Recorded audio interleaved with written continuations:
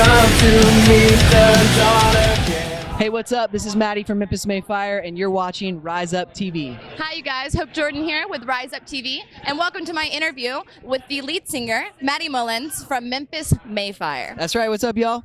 How are you doing today? I'm awesome. Sweet. Yeah, Thank doing you for good. doing this. I appreciate it. Yeah. Thanks for having me. So I just have to kind of give it credit where it's due. Your ability to transition with dual vocals is absolutely incredible. Thank you so much. It's impeccable. So I have to ask, did you grow up with like a musical background or like a family of music? Yeah, that was my whole background. Very musical household. I was performing by the time I was 6. Oh wow. And one of the bands that influenced me a lot in my teen years was a band called Blindside. Yeah. Okay. And their singer had this incredible ability to, seamlessly go in and out of singing and screaming, and I always admired that and aspired to be like that. And so thank you very much. That's cool. Yeah. So do you have like any vocal coaches, or is this something that you kind of on your own just mastered? Yeah. I've done a lot. I did a lot of touring in a lot of years, just kind of like figuring out on my own, and then I ended up doing a few lessons with Melissa Cross, the Zen of Screaming. Yeah. And she's awesome. Okay. She's amazing. So learned a lot from her and got a lot of encouragement from her. And we still stay in touch all the time, and she's awesome. So yeah, a little bit of both. Sweet, that's incredible. Yeah. So with your albums over the years, just you guys have such a wide range of variety of, each album kind of hits different parts of who you guys are. Totally. But through each one of those, like the most recent one, Broken, how was that one? What creative space were you in that was different from the other ones? Super different. I mean, Kellen and I have always written everything, just the two of us by ourselves. Yeah. And with this record, we decided to co-write the record with the producer that did the record.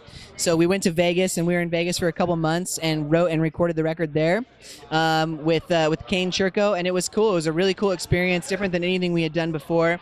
We also knew going into the record that we wanted to write a rock record, that we wanted to write something that was different for us and more appealing to radio, and would give us the ability to play in front of people and have people hear about the band that had never heard of us before, Mm-hmm. So it's been really cool. And even though you do a rocker, Rocking chairs. Even though you do a record that it has a rock foundation to it, doesn't mean that you're going to get rock radio. Mm-hmm. And we were so fortunate with our first single, The Old Me. It came out and it went top 20 at Active Rock Radio, and it stayed there for 6 weeks. And we were just blown away by that. So we're on to single number 2 now, and we're hoping for the same thing. Awesome. Yeah. So now with Broken, and I guess this kind of applies to all of the albums, but Broken specifically, it's very self-explanatory. It's about being broken and just the different stories that go along with being broken. But I think that you guys, and as an artist and a writer, I think that you do an incredible job at depicting your storyteller. Yeah. I think a lot of musicians, and not knocking anyone else, but you and your band specifically have such a great way of lyrically writing stories. Yeah. Without the music video set aside, there's a story, there's a picture with it. So with that being said, do you guys feel like that you write catering more to like self-experiences, or like writing more to the times and other experiences that you've encountered? I appreciate that. Thank you. I would say it's like a 50-50 thing. 50% of our songs are autobiographical, about my life and what I've experienced and been through. And the other 50% are about things that I've seen and observed with close friends and family and whatever, that I felt like songs needed to be written about. I think that people use music to heal. And I think that people need songs that they can relate to, songs that can be a voice in a time where they don't feel like they have a voice, or to explain something in a way that they've never been able to figure out, but it's the way they feel. And I think that that's what's so amazing about music, is that it connects us, and that we are all human beings, so we're all on the same playing field. And so when I write a song that's about me, and it becomes a song that's about someone else, and it's their story now. Now I've connected with someone that I've maybe never even met, and that's powerful, Right, there's a certain camaraderie, not even just with your musicians as well, but other bands and your fans, where you write something very personal, and then you go out on your stage full of thousands of people, and you're like, wow, like I'm not alone. And so just you guys get that across to so many people. So we thank you for that. I appreciate that. That's awesome. It's very cool. So with upcoming films such as I think they just released The Dirt, which was for Motley Crue, and then Bohemian Rhapsody for Queen, and they're doing The Rocket Man for Elton John. If you were to have a movie made about Memphis Mayfire, who would you want to be cast for your role? Oh my gosh. That is an awesome question. I'm just like going through a list of gingers in my head. I don't know. That's so hard. And we can come back to the question. I would want the story to be narrated by Morgan Freeman. I know that. Yes. I know that for a fact, Okay. right? Okay.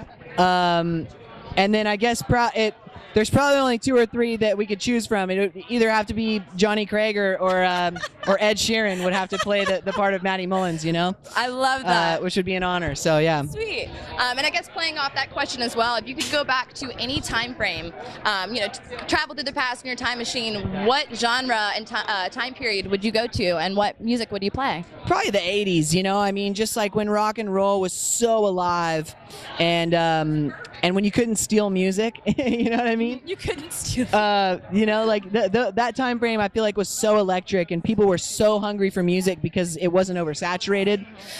So I think that would be really cool, just to see the 80s firsthand. I was born in '88, so I didn't really see the 80s. Right. But to be a part of that, I think would be really cool, you know? Awesome. I love that. I could definitely see you as like the 80s hairband. Dude, I could do it. I could definitely grow the red mop out down to my back and headbang. And speaking of hair, Matty actually has his own pomade company. I do. Called On Point Pomade. Is that do. what you're rocking right now? Because it looks just like so sleek. Is Yeah, that what's happening? Even with my hair this short, I still put some On Point pomade in there to texturize it, just give it like a little bit of a shine or whatever. But yeah, I've been doing that for 3 years. We developed 3 products I'm really excited about, you know, and people seem to love it. So it's been going good. Now, are you really hands-on with a lot of the chemicals that go in there? Everything. Yeah, Awesome. I designed the formulas from the ground up. Okay.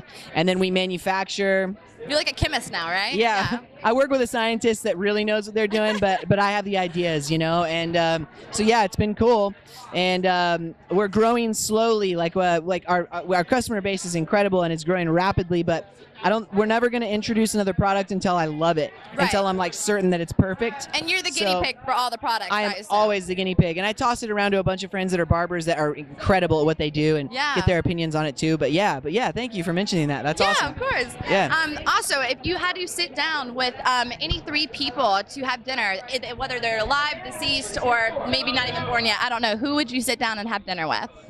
Oh, you don't say. Well, I just had a 30-minute conversation with Zach Wild backstage. That was pretty cool. Right. We'll have dinner with him and dessert, right? So awesome. Any 3 people. You know what's really cool? I've gotten to meet some very influential people in my life. I would say people that I haven't met, alive or deceased. Alive, Judah Smith. Deceased, Michael Jackson. Okay. You know, I just think that his creative ability was unmatched. You know what I mean? Definitely. And I would have loved to pick his brain. And then third, last but not least,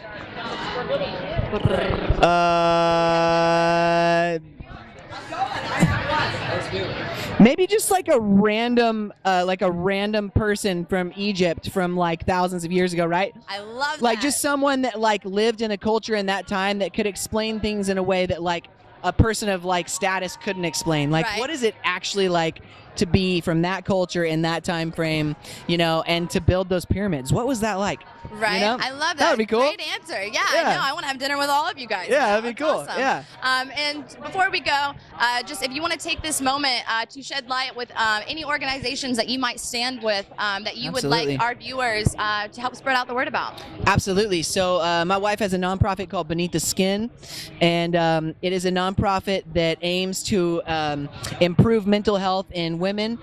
So it's a mentoring program, and it is unbelievable the work that they do for young women all over the country. They're nationwide now. You can check them out at beneaththeskinonline.org. Heart Support is another really great nonprofit. Oh, yeah, I love them. Food for the Hungry is a great nonprofit. Music Cares is an incredible nonprofit that offers financial aid to musicians that need to go to therapy. Awesome. That's incredible. The Living the Dream Foundation, they're here today. We're doing work with them today. Incredible work that they do. So yeah, there's a handful of them for you to check out. And the fact that you just spit all them off, I think that just really sheds, light onto the person that you are, and that same energy is fed on stage and through your music. I appreciate that. Yeah. Thank you so much. All right, so you guys, we will have links to everything that he just said posted below. Yes. Also to some of their most recent music videos, and all of links to their new work. And yeah, thank you so much for doing this. Thank you for having me. That's awesome. Yeah. All right, you guys, and we're Ryze-Up. I'm rising up to meet the dawn again. This darkness in I'm lifting my hips